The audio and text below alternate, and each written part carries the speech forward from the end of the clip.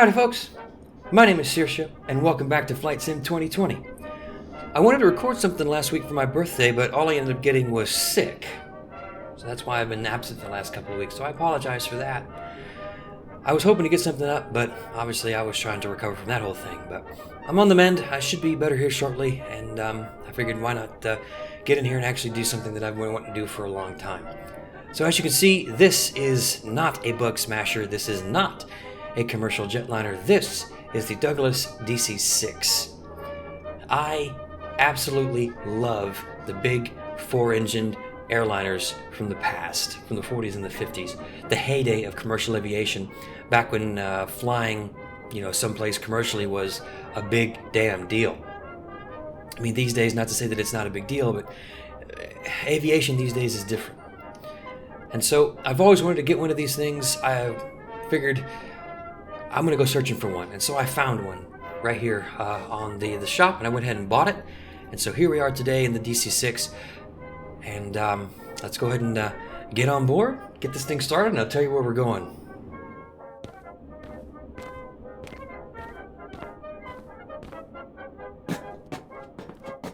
And welcome aboard the flight deck of this wonderful DC-6. As you can see, the DC-6 is it's a complicated airplane, to say the least. And that's what makes them fun. So, what I went ahead and did is I wanted to do a bunch of research for this video because I wanted to kind of do things sort of historically.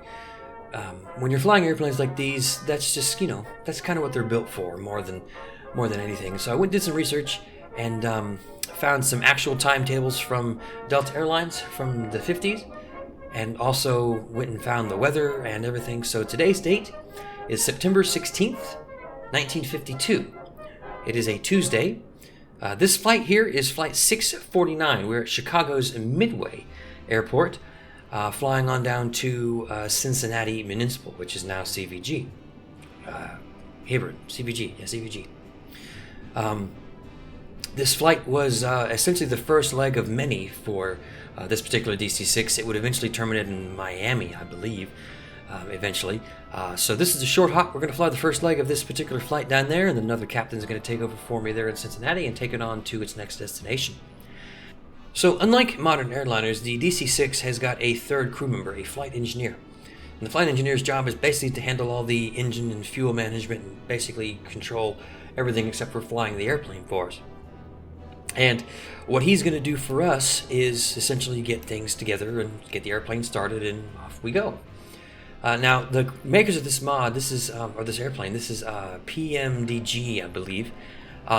They did a hell of a job putting this thing together, and I'm going to talk about it a bit as we get in the air and get to flying. It's only about an hour or so down to Cincinnati or so we'll have plenty of time to hang out and chit-chat on the way down.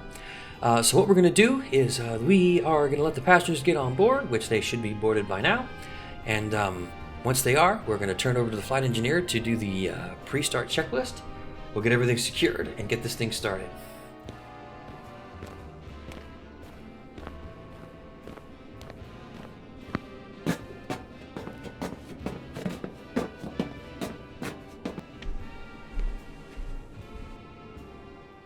So the flight crew is all on board, the passengers are all boarded. We're going to go ahead and get the before start checklist started. That's going to involve getting the chocks pulled, getting the doors closed, and getting the airplane set up for that. So what we're going to do is we're going to take a look down here at my magic tablet for the day. Come over where it says AFE right here in the center. This is my artificial flight engineer, and I'm going to click on the before start checklist to kick him off and get things started. Cockpit pre-flight.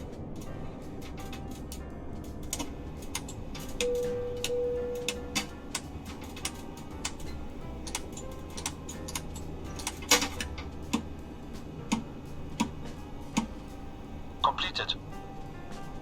Voice recorder. Tasted. Oil coolers and cow flaps. Halter in position. Fuel and fluids. Checked. Pressurization. Sit. Manifold and duct pressure. Checked. Radios.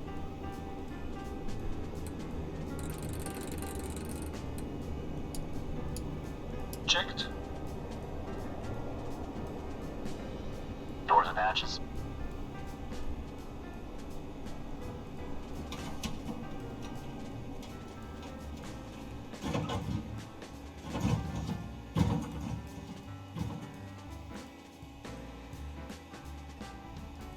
closed. Door warning lights. Out. Gear pins. Removed. 3 on board. Seat belts and pedals. Adjusted. Throttles. Set to idle. Propellers. Forward and 3.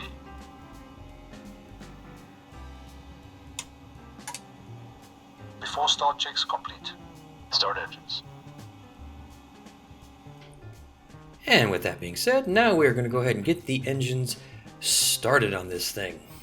So we're going to go ahead and take a look up at our panel down here. We're going to come down to our engine number 3. We're going to flip our mixture up to auto rich. Look up at the top panel here. We have our engine selector switch, which is right there for engine number 3. Engine number 3 has been selected. Down here, we're going to turn our engine 3 ignition to both. The booster pump for the fuel is on, as you can see right there. With that being on, we are now ready to get this airplane started. So the way this thing works is we have to essentially get the prop to turn over 12 times, or 12 blades, to make sure the oil is moving and circulating, there's no sludge grind built up, and then we're going to flip this boost switch right here on the right side of the start switch. That is essentially putting a shower of sparks into the engine to get it to start. And then next to it is the prime, which is going to shoot a burst of fuel into it, which is going to actually start the engine. So this is a sequence. We're going to hold the starter till we get 12 blades, hit the boost, hit the prime, and then we're going to check our engine instruments to make sure that she stays running. Ignition. Selector 3. Booster pump on for 3. Engine start. 3. 3 blades. 6. 6 blades. 9. 9 blades. 12. Spark fuel. Take a look down here at my engine instruments. Engine 3 is right down here. Right down here at the bottom center. Bottom center. Oil pressure looks good. Fuel pressure looks good. Good start. Okay. Now we're going to look at engine 4. Full rich. Switch this selector here to engine 4. 1, 2, 3 for both. Fuel boost pump on. Engine start.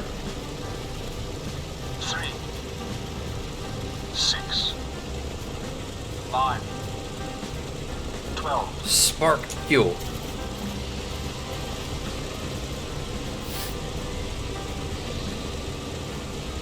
Sounds like a good start. I got good pressure, oil pressure, fuel pressure looks good, RPM looks good, stabilizing.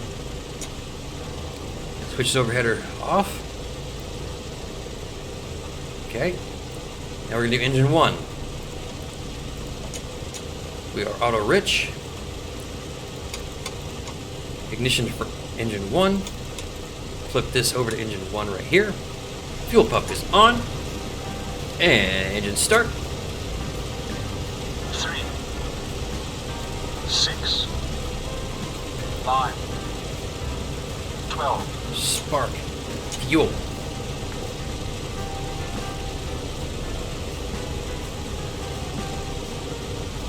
I don't think it caught.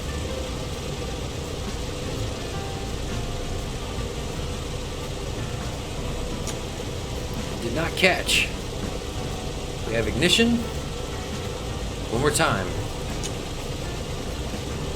3. 6. 9. 12. Spark fuel. Now it caught.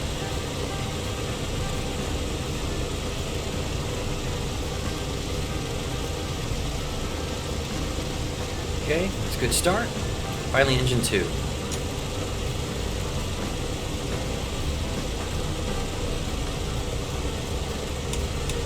Engine 2.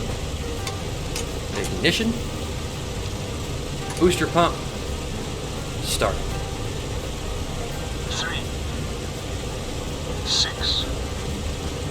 9. 12. Spark fuel.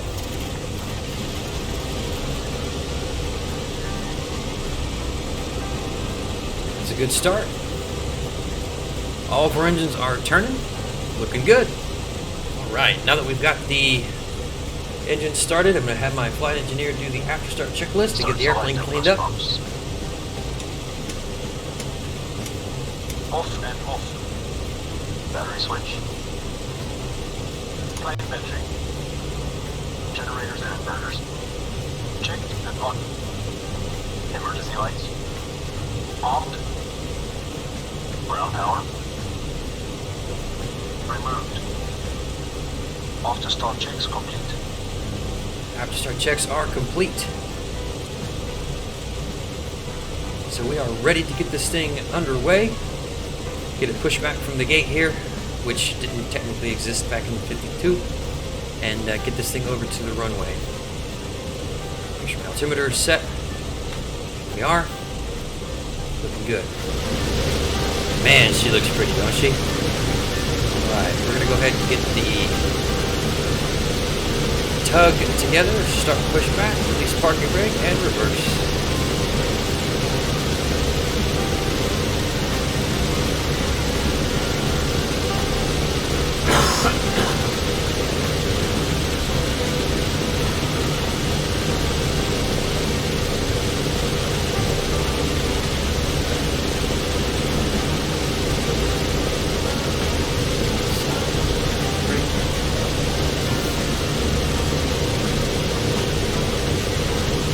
Alright, a little close on that side, but you know what? We're not going to tell nobody. We got room. We're heading out that way right there. Basically the runway straight ahead. Let's get out of here.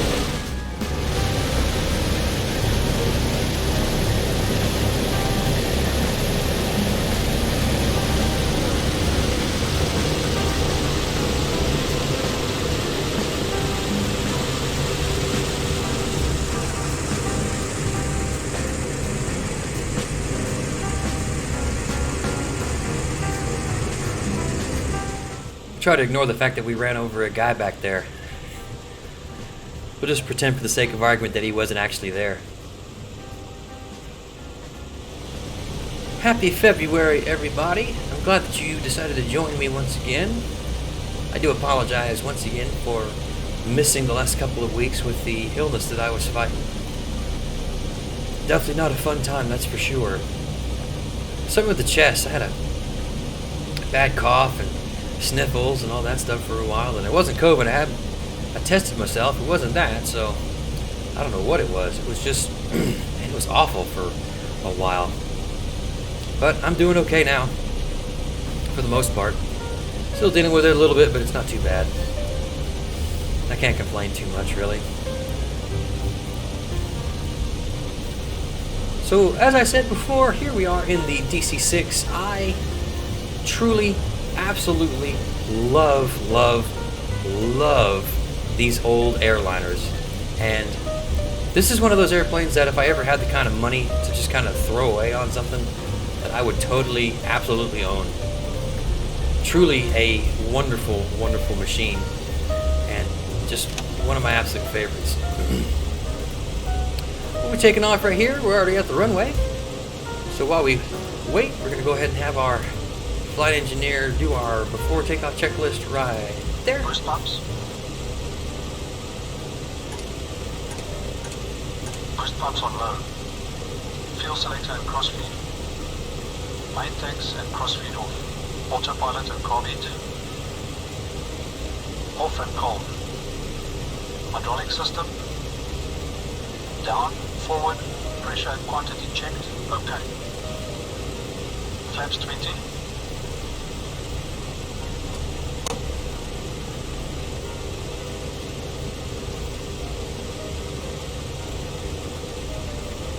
Flaps set 20. Windows and turbine.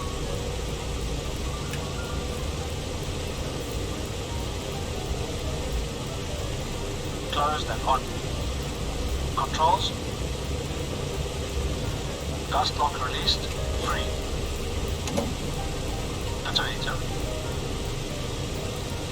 On. Mixture and cowl flaps. Reach unlocked. Set. Transponder. On. Landing lights.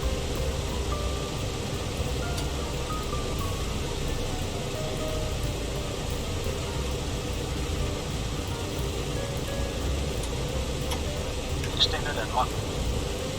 Before takeoff checks complete.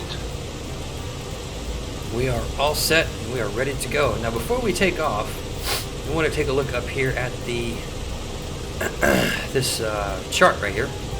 This is going to tell us what our takeoff speeds are going to be. 200 degrees to flaps. We are 98,000 pounds altogether, so 98,000 pounds is right here. Looking at sea level to altitude, we're right about here, so we're going to do 102. And 113 is going to be our V1. So 113 is what we're going to be looking for this takeoff. Let's go ahead and get her on the runway.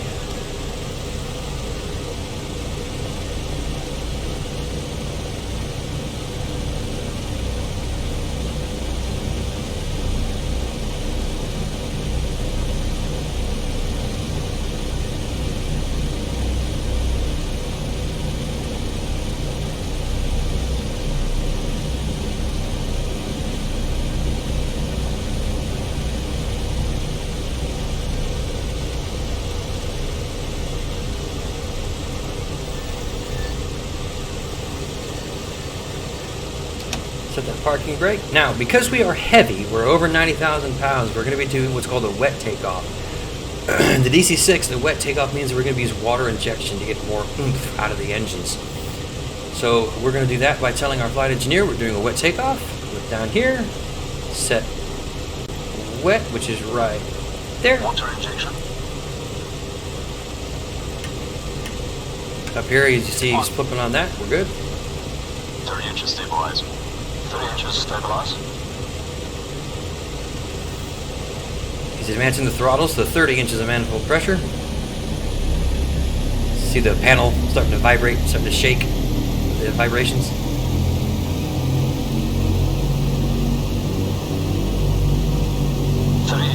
Stabilized. Cal flaps. Cal flaps. Cal flaps set. Full power, please.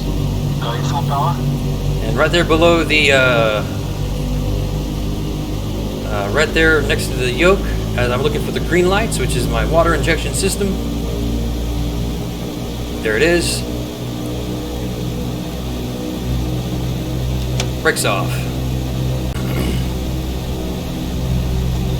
Full power set. Looking for 113 knots.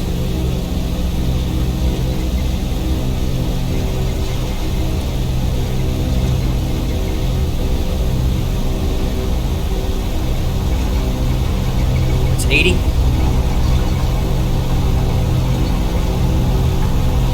Here's 100.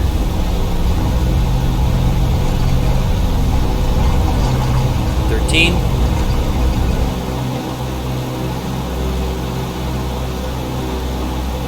Ring, gear up. Gear selected up.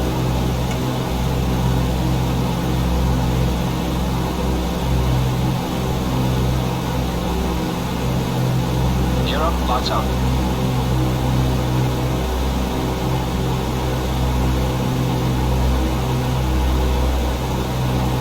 Lights up. Flaps going up.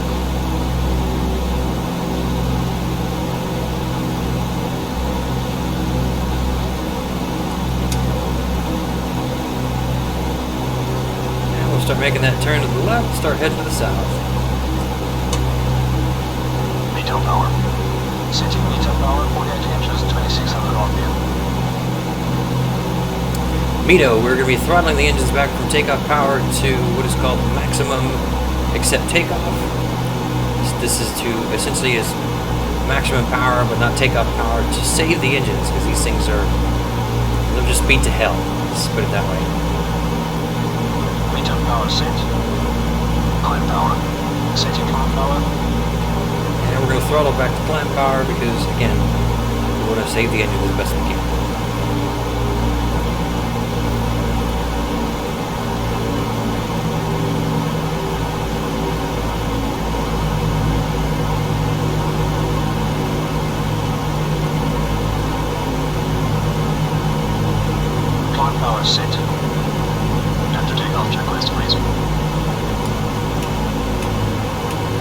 let the flight engineer clean up the airplane while we make this nice, easy turn to the south.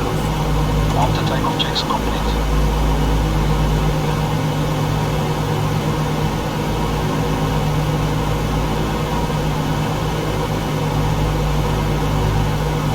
We'll let her climb at about 1,000 feet per minute, maybe a little bit more. She doesn't need to do much more.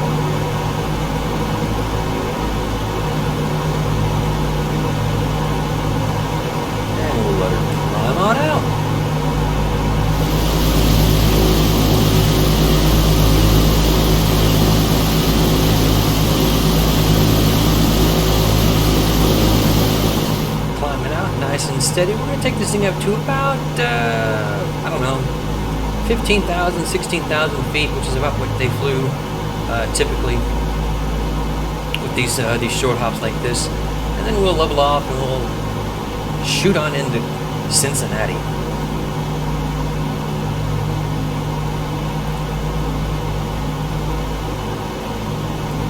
Still,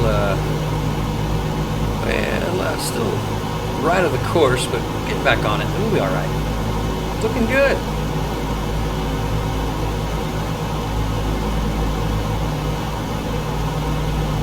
It's nice and green down there. She's coming at 8,000 feet now. We'll settle in. Let her go.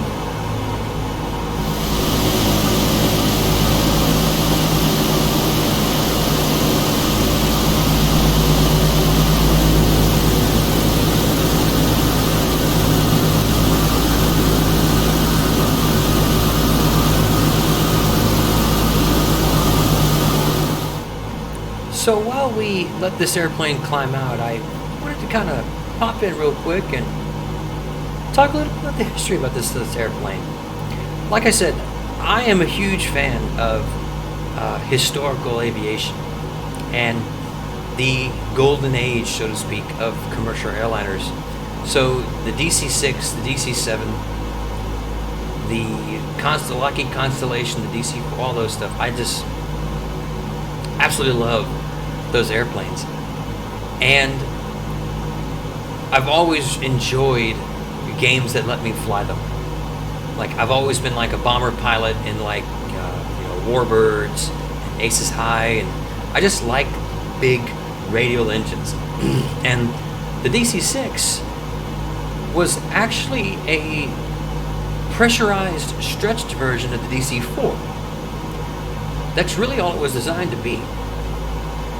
The DC-4 was unpressurized and used smaller engines, and so it didn't have quite the same speed, the same ceiling, or same range. And so the military wanted a stretched version of the DC-4, and Douglas made it the DC-6. And the DC-6 became kind of the not the flagship airliner of the day, but it was definitely one of the premier four-engine airliners at the time. Now, the Lockheed Constellation, the L-1049, was a much better airplane, like a much better airplane, all around. And the DC-6 really couldn't compete, unfortunately, with the Constellation. But it did its best, and it served very well for the probably the 10 years or so that it was in service. The first orders of these airplanes actually hit the market in 1946, but they didn't actually start their actual commercial service in 1947, and even then they were grounded for 4 months because of engine fire issues, or just fire issues, because of a faulty fuel system. So they got a bit of a rocky start, so to speak, but they turned out to be pretty okay until the DC-7 came around, and the DC-7 turned into kind of like the baby of most fleets, the DC-7 and the Constellation, until the jet age in the late 60s, when the Boeing 707 made its appearance. So This particular airplane here, this livery let me actually get on the outside so I can take a look at it here. This livery for Delta, this Delta Airlines flight, this is actually a late 50s one. I believe this is 56, if I read the notes correctly on it. So a little bit anachronistic in terms of the flight we're doing today, which is 1952. But you get the picture. It's the same basic everything's basically the same. This thing. This airplane uses R2800 double wasp radial engines, 2,500 horsepower apiece. This airplane could do, 300 something out, 300 knots or something like that as a cruising speed. It was pretty quick. So they were very good airliners for what they were, and it's kind of a shame that they were left behind so quick. They only lasted for like 10 years. I think the last one fell out of service, at least domestically, in like 1957, 58, or something like that. I forget. I'll have to go look it up. But in this case here, we were in the heyday of it, having a great time with it. Take a look up here real quick. Where are we at as far as we are? Distance 188 miles. Yeah, about an hour left or so. So we are definitely doing pretty good so far. We'll be coming up here on 15,000 feet shortly. I'm going to look down here at my gyro pilot, as it's called, and we're going to push the nose down just a little bit. Now, the gyro pilot is a primitive autopilot. It's not technically an autopilot. It's a very primitive, what we would consider autopilot by today's standards. Altitude hold it'll follow a localizer, but it won't actually fly in the airplane. And 15,000 feet coming up, so at 15,000, we're just down here. This switch right here is altitude hold. Push that nose on down. Let it get stabilized while the airplane does, while the gyro pilot kind of wibbles its way in, as it were. Looks like we are still on course.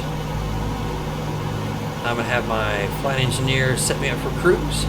Set cruise power, please. Setting cruise power.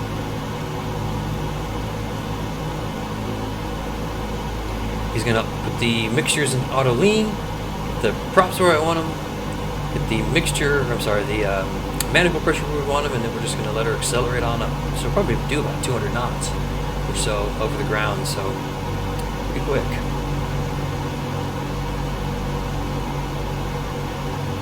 Cruise power is set. Cruise power is set. We're looking good. Check my navigator's plot. We're actually a little off course. No biggie, we'll get that fixed.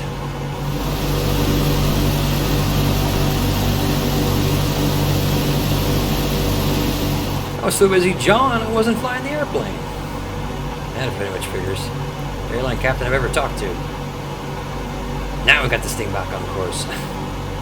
Anyway, we are on course, looking good so far. We'll be down there before you know it. Sit back, relax, and enjoy the flight.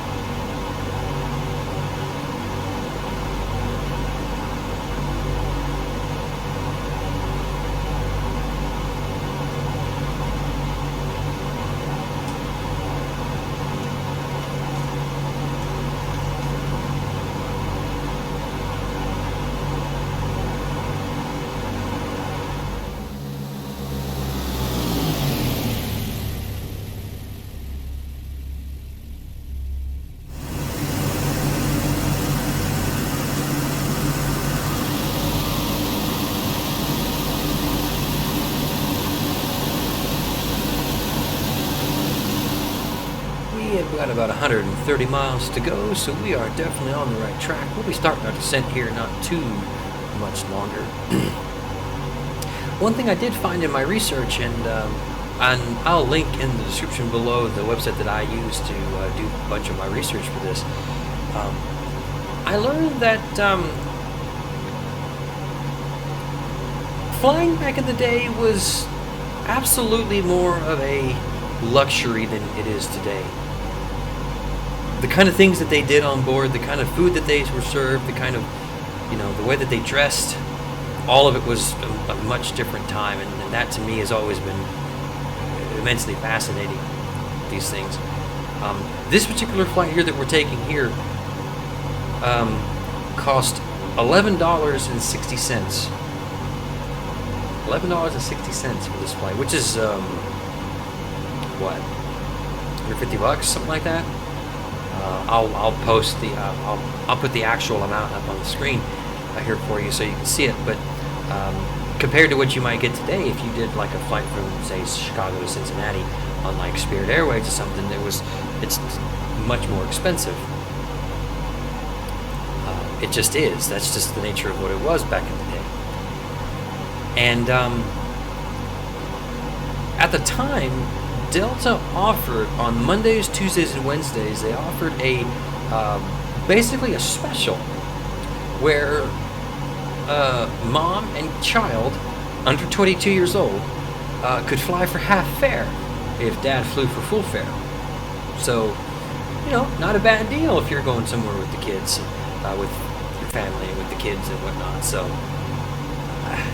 you really can't beat that with a stick for an airplane like this, and the kind of things you got on board, and the kind of luxury that it was back then. It was a pretty hell of a deal. So you're spending what, $6 on a excuse me, on an airline ticket. That's just, that's unheard of these days. So it was definitely a different time, that's for sure. I think Delta flew the DC-6 until the DC-7, and then the DC-7 pretty much took over most all of their routes. The DC-6 actually, I think, fell out of service with them in like 54 or 55, I think, like for good, except for like a few small routes here and there. So it's interesting. I learned a lot about the airlines and what they did.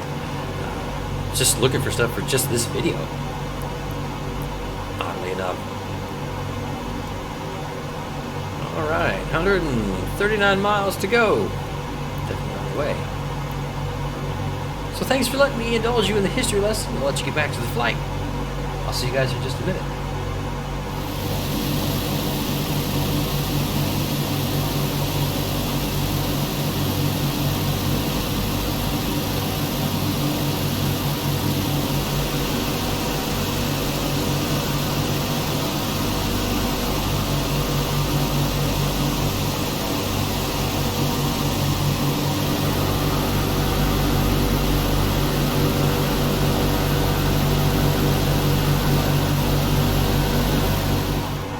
We are now about 85 miles from Cincinnati, and so it's time to start our descent. I'm going to ask my flight engineer to please set my descent power, and we're going to start ourselves in a nice, gentle descent. So descent power, please. 26 inches, please. Seating 26 inches. Altitude hold turned off.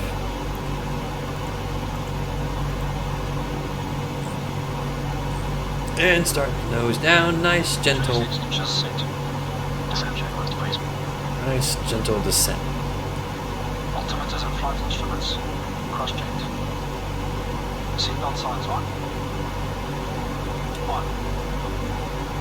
Engine low is low. Low. Descent checks are complete. We want to get down to about 3,000 feet before we get close.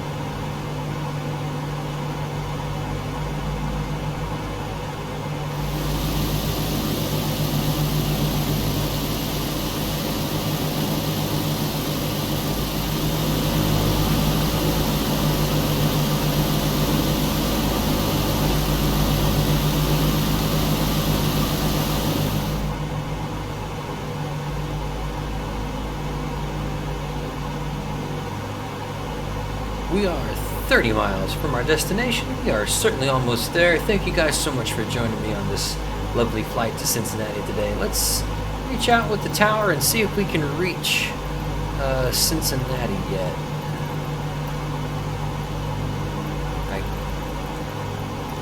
Cincinnati West was there, so it's got to be in there somewhere.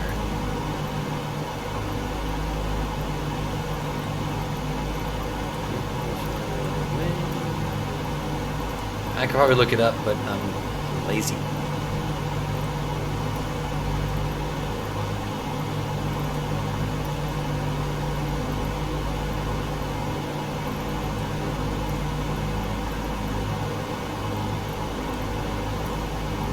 There it is. Cincinnati, Northern Kentucky International. Can't do the ATIS? And we'll tune the tower. Oh, there it is. Do the ATIS. Let's see what they're...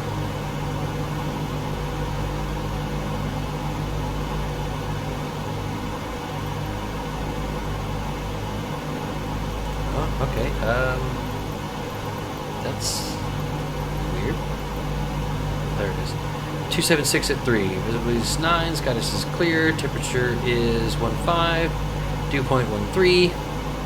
2992. ILS runway 27. Okay, 27 is where we're at.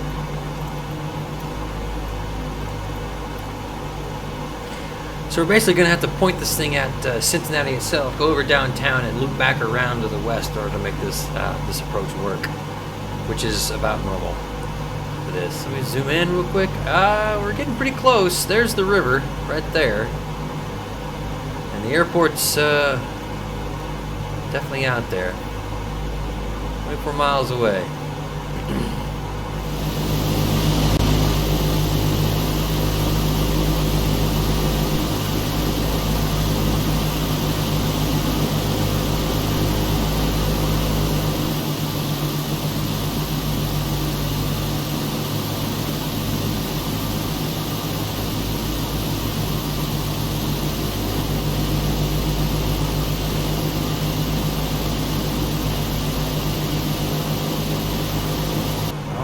We can certainly see the airport now. It is actually right over there.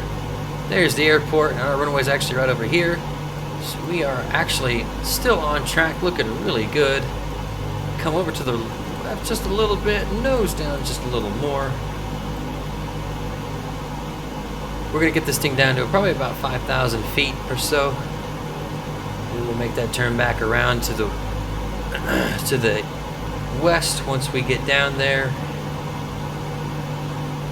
We'll get this thing set up for its approach.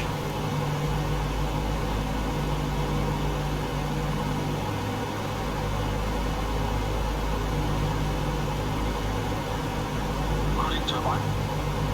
Normal. Fuel booster pumps.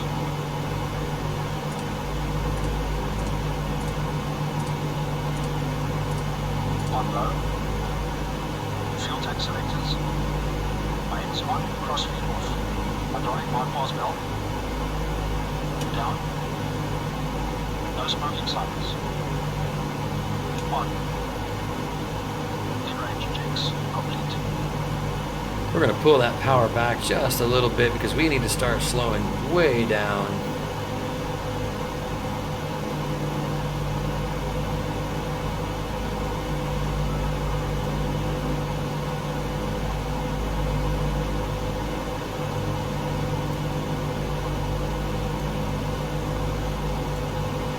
Keep her coming on down. Looking really good so far.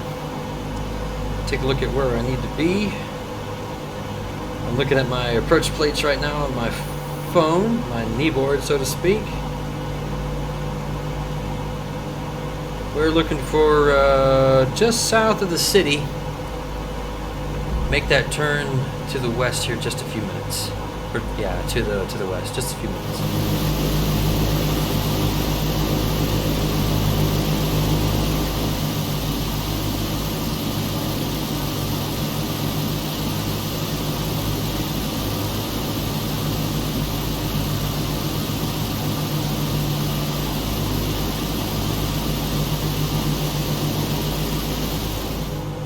And we're making that turn in now. Getting the approach set up.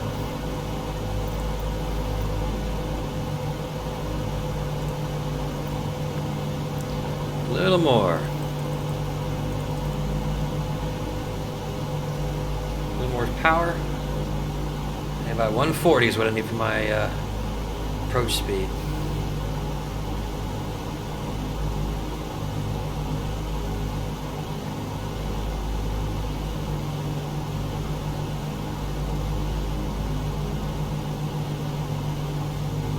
Easy now, easy, easy. Now let's go ahead and just flip this off.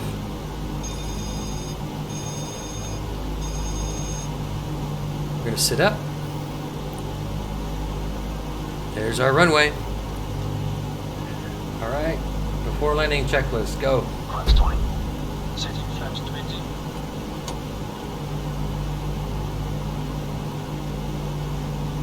20 flaps set. Extras rich, wait. Auto rich. Mixtures set. Gear up and down, wait. Gear up and down.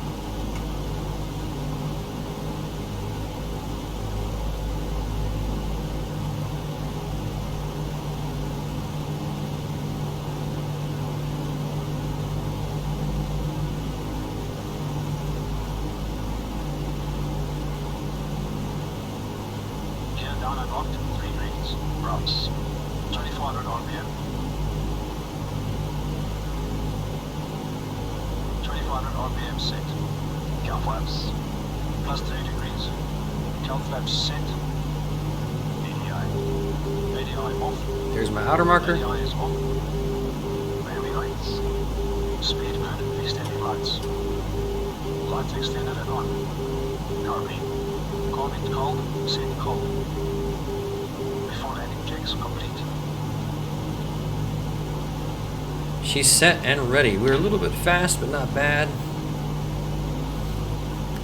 1 more degree of flaps, please. 30 degrees.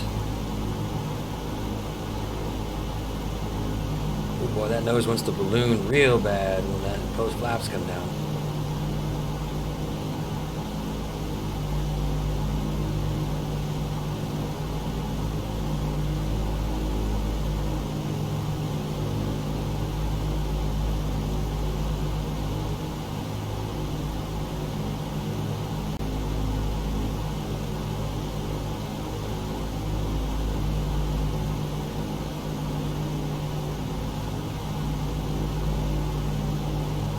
Looking good so far. Stay with it.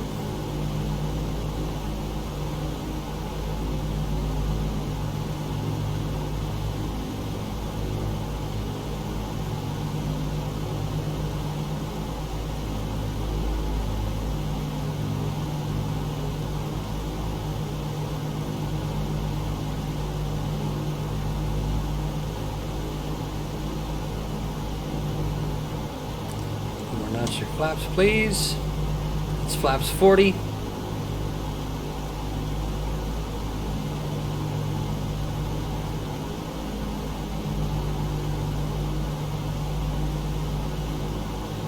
$110 looking great. We've got the airport made. I want full flaps now, please. A little bit less speed.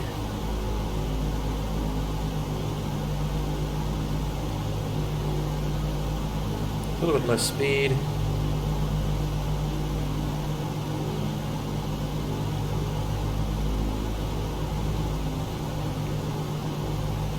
Right on the money. Exactly what I want. A little fast, but not bad. A little fast, but not bad. Little marker.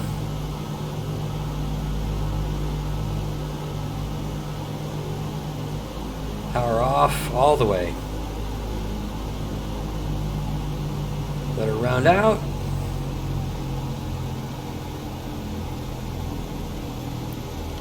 And settle down. Settle, settle, settle, settle.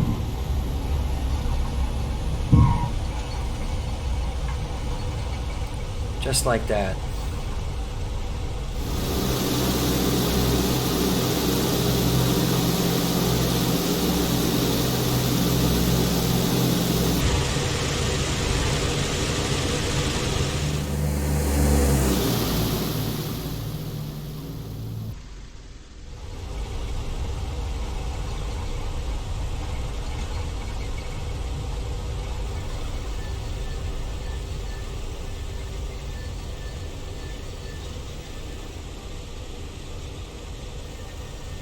We'll take the high speed.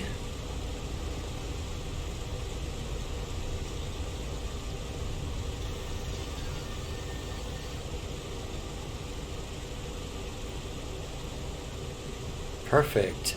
Excellent work. Well done, ladies and gentlemen.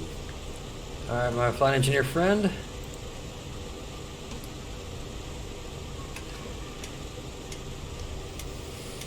Take this thing over to the ramp while you get this thing cleaned up.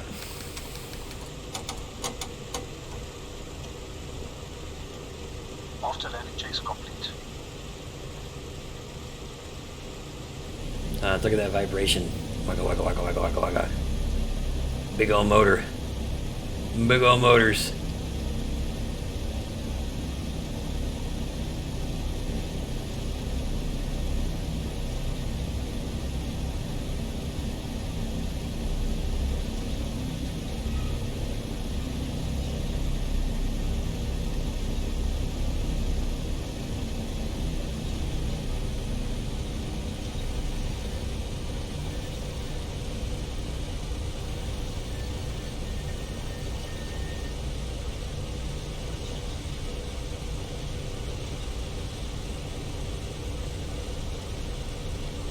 We're just gonna kind of cut across here.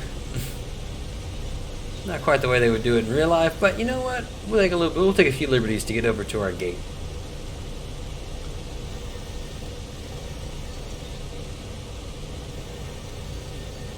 Easy, easy does it.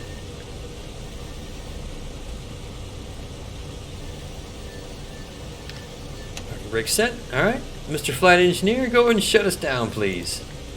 Parking brake is set. Cut engines.